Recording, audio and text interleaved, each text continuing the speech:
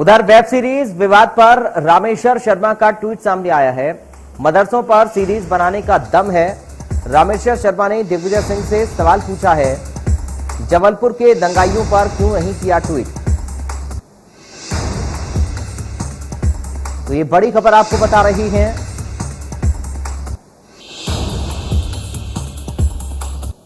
रामेश्वर शर्मा की ओर से ट्वीट किया गया है। वेब सीरीज विवाद पर रामेश्वर शर्मा ने ट्वीट किया है और उन्होंने ये पूछा, मदरसों पर सीरीज बनाने का दम है क्या। रामेश्वर शर्मा ने दिग्विजय सिंह से सवाल पूछा है, जबलपुर के दंगाइयों पर क्यों नहीं किया ट्वीट। ये रामेश्वर शर्मा का ट्वीट हम आपको दिखा रहे हैं। रामेश्वर शर्मा की ओर से ट्वीट किया गया और पूछा गया, क्या कभी मदरसों पर भी वेब सीरीज बनाने का दम रखते हैं। वेब सीरीज विवाद पर रामेश्वर शर्मा ने ट्वीट किया है। दिग्विजय सिंह से सवाल पूछा है रामेश्वर शर्मा ने और कहा कि जबलपुर के दंगाइयों पर क्यों नहीं ट्वीट किया। तो ये ट्वीट हम आपको दिखा रहे हैं रामेश्वर शर्मा का, जिन्होंने अपने ट्वीट में वेब सीरीज विवाद को लेकर जिक्र किया है और दिग्विजय सिंह से सवाल पूछा है।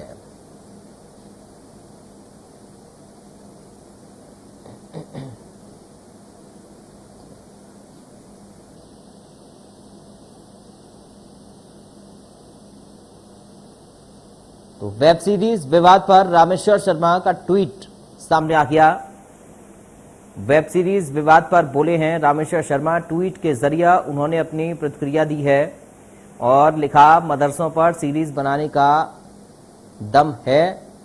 वेब सीरीज विवाद पर रामेश्वर शर्मा ने ट्वीट किया और साथ ही दिग्विजय सिंह से भी उन्होंने सवाल पूछा, जबलपुर के दंगाइयों पर क्यों नहीं किया ट्वीट।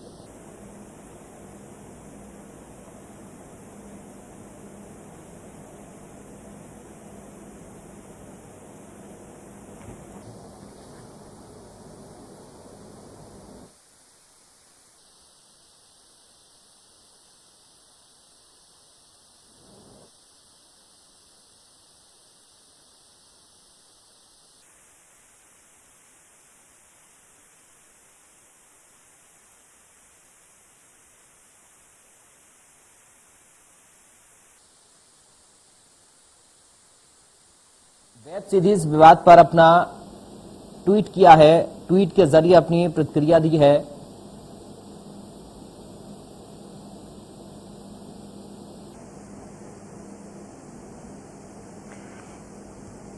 हमारे साथ बीजेपी से विधायक रामेश्वर शर्मा खुद इस वक्त फोन लाइन पर जुड़ गए हैं। सबसे पहले रामेश्वर शर्मा जी, आपका स्वागत है इंडिया न्यूज में।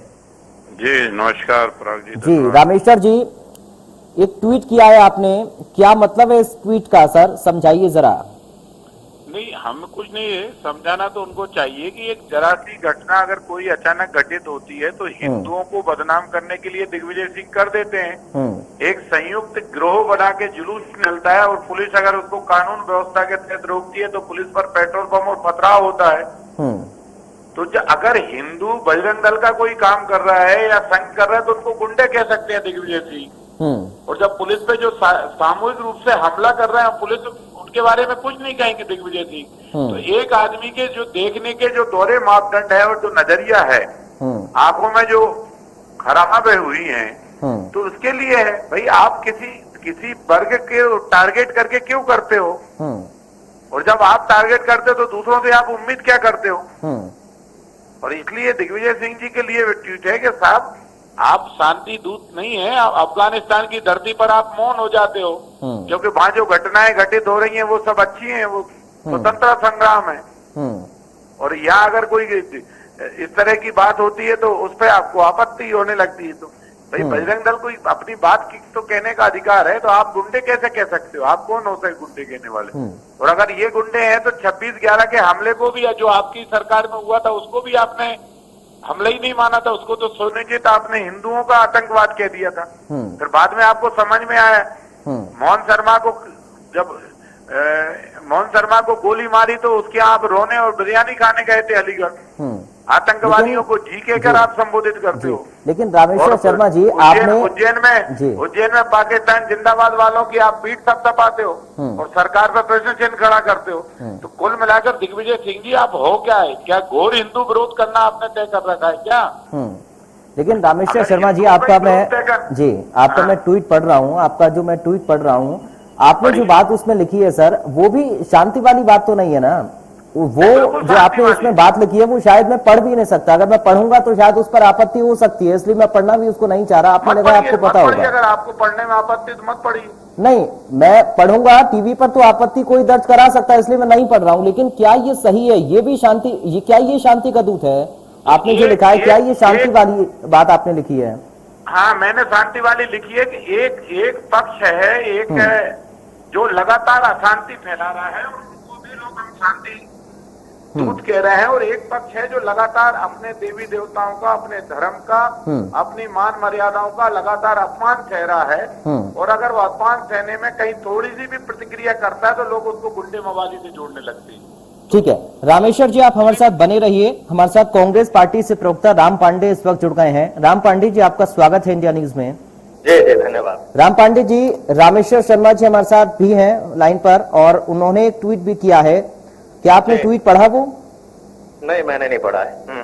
ठीक है, टीवी स्क्रीन अगर आपके सामने है तो आप उस ट्वीट को पढ़ सकते हैं। हम लगातार, दीजिए मैं मान लूंगा, आप बता दीजिए मैं मान लूंगा। हम वो ट्वीट चला रहे हैं, और रामेश्वर जी सीधा सवाल दिग्विजय सिंह पर उठा रहे हैं यहाँ पर, क्योंकि दिग्विजय सिंह जो एक तरफा सोच रखते हैं उस पर उन्होंने सवाल किया है।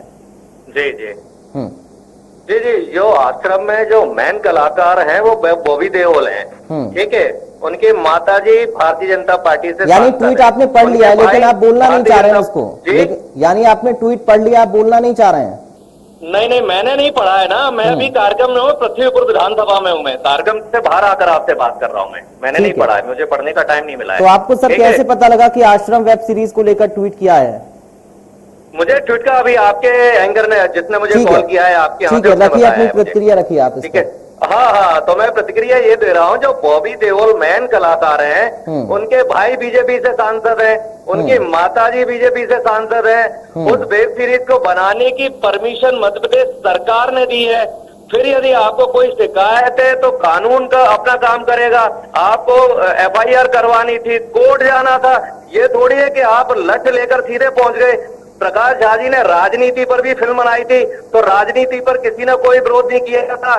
तो फिल्में जो बनती है वो समाज में व्याप्त कुरीति और जो समाज में जो चीजें खराब हैं उनके आधार पर बनती है। अच्छाई पर बनती है, बुराई पर भी बनती है, विवेकानंद पर भी बनती है, चंद्रशेखर आजाद पर भी बनती है, भगत सिंह पर भी बनती है, महात्मा गांधी पर भी बनती है।